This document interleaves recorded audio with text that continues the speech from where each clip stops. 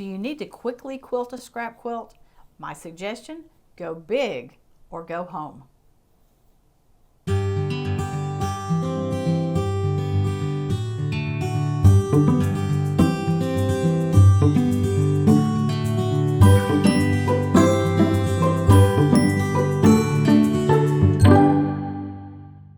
Hey guys, welcome back to Frances Quilts. Well, you know, I've spent the last few weeks working on a scrap quilt, and this is the top that I ended up with. When I got ready to quilt it, I actually took a photo of the quilt and printed it out on paper, kind of transparent, and I drew out several very intricate quilting designs for it. And then I started thinking, because this is so busy, there is so much going on in here, none of that's going to show. So why am I going to spend hours and hours intricately quilting a top when it's not going to show? So that's when I started thinking about go big or go home. Let me show you what I mean.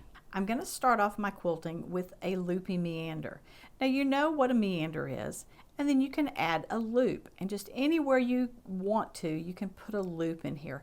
It makes it such an easy pattern to quilt. I love the fact that every time I do a loop, I can change directions if I want to. If I need to make the hook going into the loop longer, I can do that too.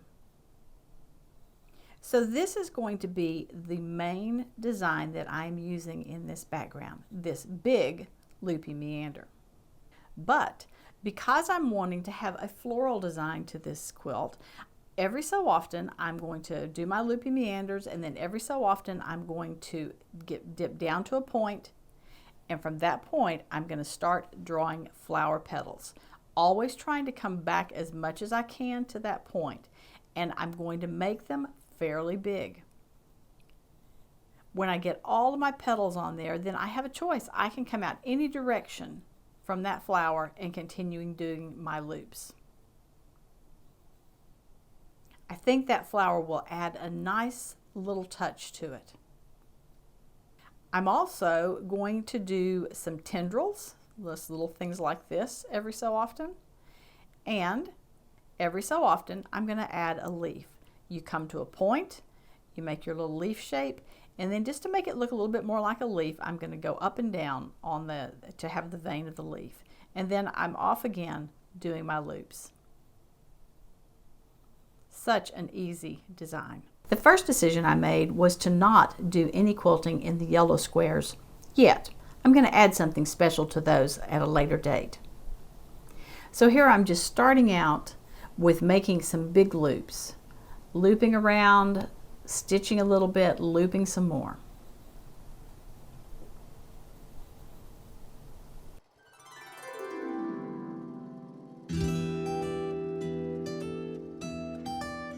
As you can see, the design moves very easily across the quilt. It's easy to move from point to point.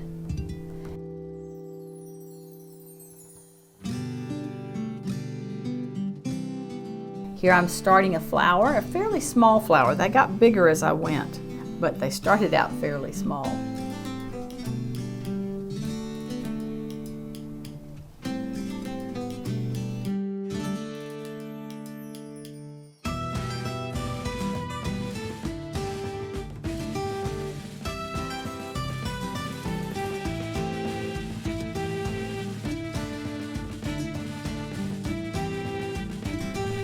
So now I've come back to where I've started and I'm ready to come out.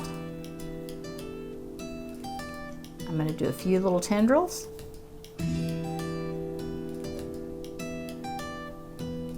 Go straight into a leaf, up to a point, back down again, and then fill in a vein on that leaf. And then I'm off to doing my loopy meander again. The biggest problem I had with this was my hand placement. I really needed my hands to be fairly far apart. This is one reason this particular pattern may not be as easy to do on a domestic machine.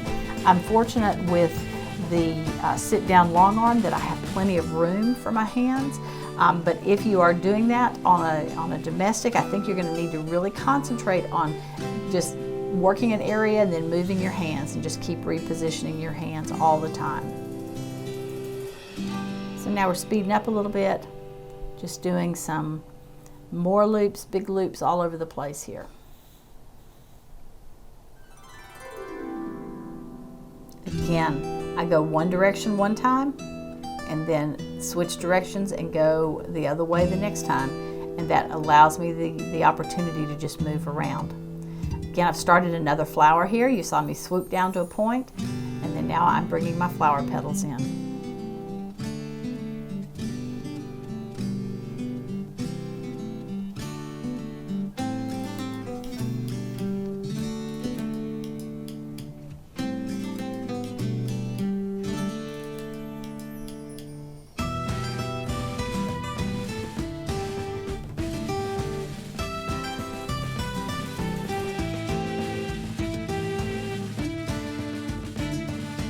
I did spend a lot of time stopping and straightening the quilt top to get myself a flat area to be quilting on. Do remember though, the only area that you have to be concerned about when you are doing free motion quilting is the area between your hands. You don't have to worry about the rest of the quilt except just to move it around every once in a while so that it will stay flat. If you have trouble with it dragging off of your lap, put a pillow in your lap so that that quilt is propped up to the same height as what is on the table.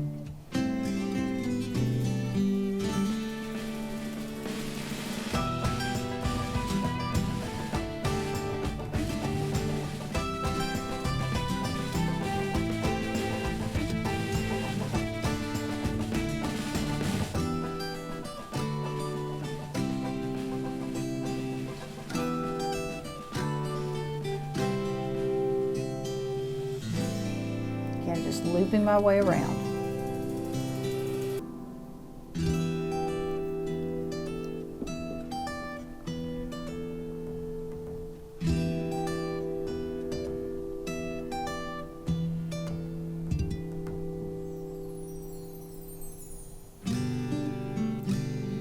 Now we're in an area that's a little bit lighter fabric, so you'll be able to see the quilting a little bit more.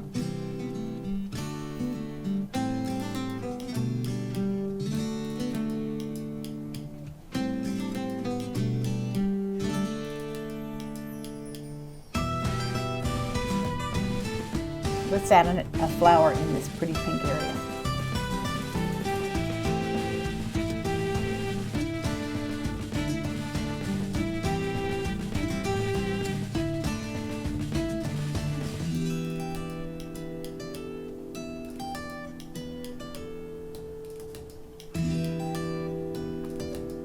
Work down to that point and then start making my flower petals.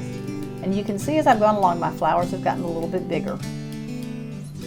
I think I just got a little more confident with them. So that quilting took about 2 hours. In that time, I quilted quickly all of this area in through here. I left the yellow pieces here because I'm going to do something special in them.